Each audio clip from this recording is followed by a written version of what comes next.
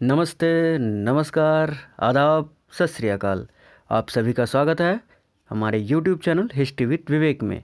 आज हम पेपर 1 के अंतर्गत आने वाले टॉपिक उच्च शिक्षा प्रणाली हायर एजुकेशन सिस्टम के 10 महत्वपूर्ण प्रश्नों का पोस्टमार्टम करेंगे।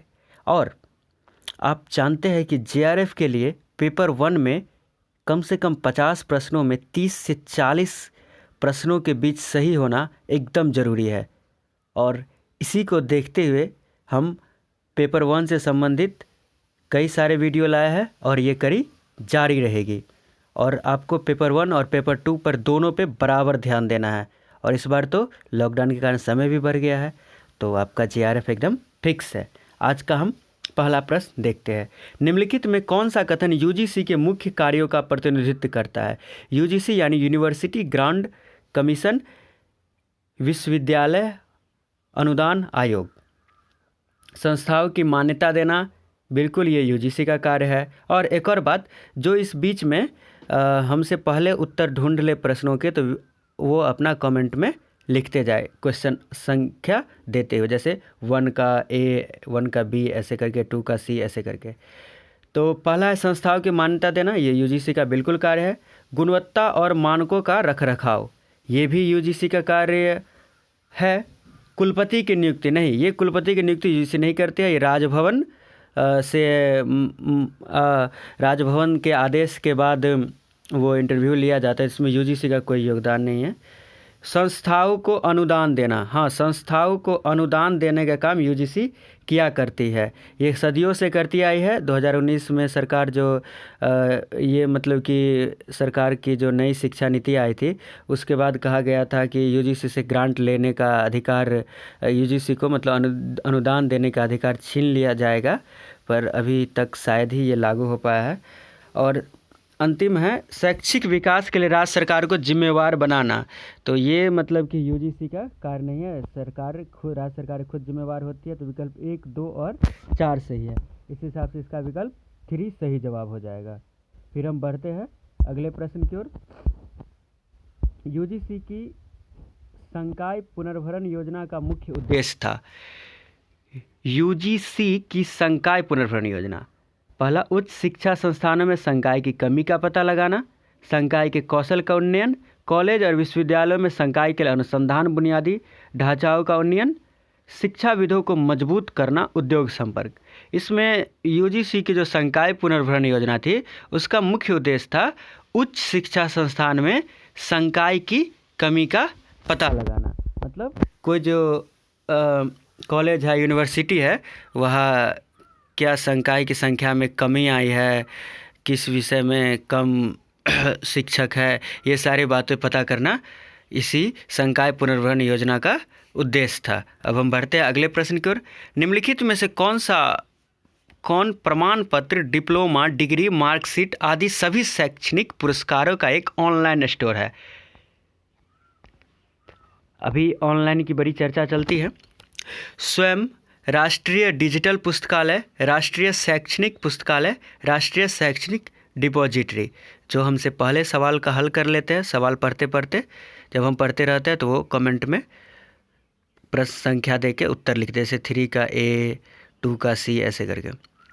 इसमें पूछ रहा है कि ऑनलाइन स्टोर है, तो ये जो ऑनलाइन स्टोर है शैक्षणिक प्रमाण पत्र, डिप्लोमा, शैक्षणिक डिग्री, मार्कशीट आदि के लिए, ये राष्ट्रीय शैक्षणिक डिपॉजिटरी है। राष्ट्रीय शैक्षणिक डिपॉजिटरी, ये इसको शॉर्ट में एनएडी बोलते हैं, नेशनल एकेडमिक डिपॉजिटरी। इसकी स्थापना का मुख्य उद्देश्य था डिजिटल रूप से सब कुछ सुरक्षित रखना। उच्च शिक्षा संस्थानों द्वारा दिए जाने वाले प्रमाण पत्र हो, शैक्षिक डिग्रियां हो, पुरस्कार हो, सबका डिजिटल ये संग्रहण करता था। एनएडी जो था, इसको एनएसडीएल डाटाबेस मैनेजमेंट लिमिटेड एनडीएमएल और सीडीएसएल वेंचर्स लिमिटेड, ये सब क्या करेगी, ये दोनों मिलके परिचालित करेगी। कौन कौन, एक बार फिर बता दूँ, एनएसडीएल डाटाबेस मैनेजमेंट लिमिटेड और सीडीएसएल वेंचर्स लिमिटेड, ये दोनों मिलके इसको परिचालित करेगी। ये दोनों सेबी में पंजीकृत डिपॉजिटरी की पूरी तरह स्वामित्व वाली सहायक कंपनियां हैं। इसमें डिजिटल आधार पर संग्रहित डाटा को प्रामाणिकता के लिए शैक्षणिक संस्थान जिम्मेवार होगा, जो इस प्रणाली में अपलोड करेगा। इसका कहने का मतलब ये हुआ कि ये जो राष्ट्रीय शैक्षणिक डिपॉजिटरी है, इसमें कोई भी आपका सर्टिफिकेट हो या आपको कोई किसी संस्थान से, आप जिस यूनिवर्सिटी में प्रवाह से पुरस्कार मिला हो, तो सारे चीज़ों का डिजिटल रूप ये अपने यहाँ सुरक्षित रखेगा। और इसकी जिम्मेवारी जो संस्थान अपलोड करेगा, जैसे कि आप लखनऊ यूनिवर्सिटी से है या दिल्ली यूनिवर्सिटी है, तो अब वो आपकी दिल्ली यूनिवर्सिटी की जिम्मेवारी होगी आपके सर्टिफिकेट के उसके रखरखाव की और उसके किसी रिस्क की। फिर हम बढ़ते हैं अगले प्रश्न की ओर। निम्नलिखित में से किस प्राचीन भारतीय विश्वविद्यालय में मुख्यतः विद्वानों के लेखन के माध्यम से तिब्बत की संस्कृति और सभ्यता का निर्माण हुआ? नालंदा, विक्रमशिला, जगदला और मिथिला।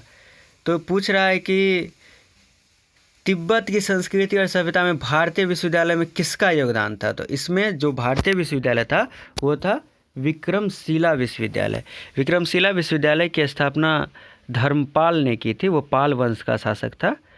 यह तिब्बत के साथ इसका खास संबंध था इस विश्वविद्यालय का। इस विश्वविद्यालय से अनेक विद्वान तिब्बत गए थे तथा कई ग्रंथों का तिब्बती भाषा में अनुवाद भी किए थे। बिहार का जो भागलपुर है वर्तमान में, वही पहले ये विक्रमशिला विश्वविद्यालय था। तिब्बती विद्वानों के लिए यह विक्रमशिला में एक अलग अतिथिशाला बनाई गई थी, मतलब जिसमें अतिथि लोग रह सके। विक्रमशिला से अनेक विद्वान तिब्बत गए थे। 1203 ईस्वी में बख्तियार खिलजी ने इसे नष्ट कर दिया था। बख्तियार खिलजी एक मुस्लिम सरदार था जो कि गुलाम था। मोहम्मद गौरी ने उसकी कुरूपता के कारण उसको अपने गुलाम में नहीं रखा, लेकिन वो बहुत ही योग्य था। उसने ही ये विक्रमशिला विश्वविद्यालय को नष्ट किया था। यहाँ बौद्ध धर्म दर्शन के अलावा व्याकरण की भी शिक्षा दी जाती थी। अब हम बढ़ते हैं अगले प्रश्न की ओर। भारत की शैक्षिक जरूरतों को पूरा करने के लिए इग्नू द्वारा शुरू किया गया ज्ञानवाणी किसे संदर्भित करता है? तो देखिए, इग्नू का ज्ञानवाणी छात्रों को तनाव दूर करने के साथ साथ ये शिक्षा देने का भी काम करता है और बहुत सारे काम करता है। ये एक FM नेटवर्क है। अभी वर्तमान की बात करूँ तो ये छात्रों का मतलब मनोरंजन क्या, तनाव दूर करने का भी उपाय बताता है, कोरोना की भी जानकारी देता है। इसे छात्र मोबाइल पर भी सुन सकते हैं, DTH पर भी सुन सकते हैं। ज्ञानवाणी का जो हर्ज है 105.6 FM रेडियो के माध्यम से यह छात्रों के पास घर घर पर शिक्षा पहुंचा रहा है। इसका टोल फ्री नंबर है 1800112347। ज्ञानवाणी द्वारा संचालित 12 घंटे के कार्यक्रम में सुबह 11 बजे से 1 बजे तक फ़ोन इन कार्यक्रम होता है, जहां शिक्षक अपने लेक्चर दे सकते हैं। इस दौरान छात्र अपने प्रश्नों के साथ शिक्षकों से सीधी बातचीत भी कर सकते हैं। तो ये प्रश्न कई बार पूछ चुका है, याद रखिएगा। अब बढ़ते हैं अगले प्रश्न की ओर। जो विश्वविद्यालय अपने निजी चैनल द्वारा शैक्षिक कार्यक्रम टेलीकास्ट करता है, तो अभी तुरंत हमने देखा है कि निजी चैनल द्वारा शैक्षिक कार्यक्रम टेलीकास्ट करने की बात होगी तो सीधे इग्नू का नाम आ जाएगा। शिक्षा और संबंध क्षेत्र में विभिन्न विश्वविद्यालयों के मध्य सहयोग को बढ़ावा देने के लिए अंतर विश्वविद्यालय बोर्ड के बंद होने के फलस्वरूप निम्नलिखित में से किस संस्था की स्थापना की गई? तो विभिन्न विश्वविद्यालयों के सहयोग को बढ़ावा देने के लिए अंतर विश्वविद्यालय बोर्ड के बंद होने पर एसोसिएशन ऑफ इंडियन यूनिवर्सिटी की स्थापना की गई। ये जो इसको हिंदी में बोलते हैं भारतीय विश्वविद्यालय संघ, इसका मुख्यालय कहाँ है? दिल्ली में है। स्थापना 1925 ईस्वी में हुई थी। शुरुआत में इंटर यूनिवर्सिटी बोर्ड IUB नाम था। इसके अभी अध्यक्ष कौन है? डॉक्टर संदीप सन्नेती। यह विश्व के विभिन्न विश्वविद्यालय के कोर्स व पाठ्यक्रम देखता है। उसी के हिसाब से भारतीय विश्वविद्यालय के पाठ्यक्रम कोर्स में कुछ संशोधन हो तो वो भी करता है। और शिक्षा के क्षेत्र में भारत व विदेशों में जितने सांस्कृतिक कार्यक्रम होते हैं, उन सब कार्यक्रमों को एग्रीमेंट पर साइन करने का काम यही भारतीय विश्वविद्यालय संघ ही करता है। अब हम बढ़ते हैं अगले प्रश्न की ओर। विश्वविद्यालय अनुदान आयोग की स्थापना किस अधिनियम के तहत हुई थी? तो ये विश्वविद्यालय अनुदान आयोग की स्थापना ये विश्वविद्यालय अनुदान आयोग अधिनियम 1956 के तहत हुई थी। बड़ा ही महत्वपूर्ण प्रश्न है, बार बार पूछता है। मुक्त और दूरस्थ अभिगम प्रोग्राम में मॉक का समावेश न्यायोचित है न्यून लागत के आधार पर, अभिगम्यता के आधार पर, गति के आधार पर, नवाचार के आधार पर। तो ये जो मॉक है इसका समावेश अभिगम्यता के आधार पर है। मॉक के बारे में आपको बता दूं कि मॉक का फुल फॉर्म है MOOC massive open online courses.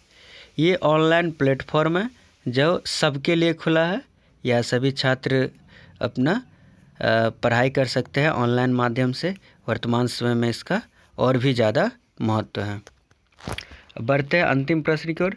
निम्नलिखित में से कौन सा भारत में परंपरागत शिक्षा का एक आवश्यक घटक है? पुस्तकों से सीखना, शिक्षक से सीखना, चिंतन से सीखना और अनुदेशात्मक सामग्री से सीखना। प्राचीन परंपरागत शिक्षा का आवश्यक घटक है। परंपरागत शिक्षा के बारे में पूछ रहा है, तो ये प्रश्न आपका होमवर्क है। कमेंट में लिखिएगा कि प्रश्न संख्या 10 का कौन सा विकल्प सही होगा। आज हमने कुल 10 प्रश्नों का अध्ययन किया। आपके लिए सबसे ज़रूरी बात यह है कि आप दोनों पेपर पे बराबर ध्यान दें, अच्छे से पढ़ाई करें। लॉकडाउन में जो समय आपको अतिरिक्त मिला है उसका सदुपयोग करें, घरों में रहे, सुरक्षित रहे। आपके एग्ज़ाम की तैयारी करवाना हमारी जिम्मेवारी है। और आपको वीडियो पसंद आई तो लाइक करें, वीडियो को शेयर करें, और जो लोग चैनल पे पहली बार आए हैं लाल बटन दबा के चैनल को सब्सक्राइब करना बिल्कुल ना भूलें। धन्यवाद।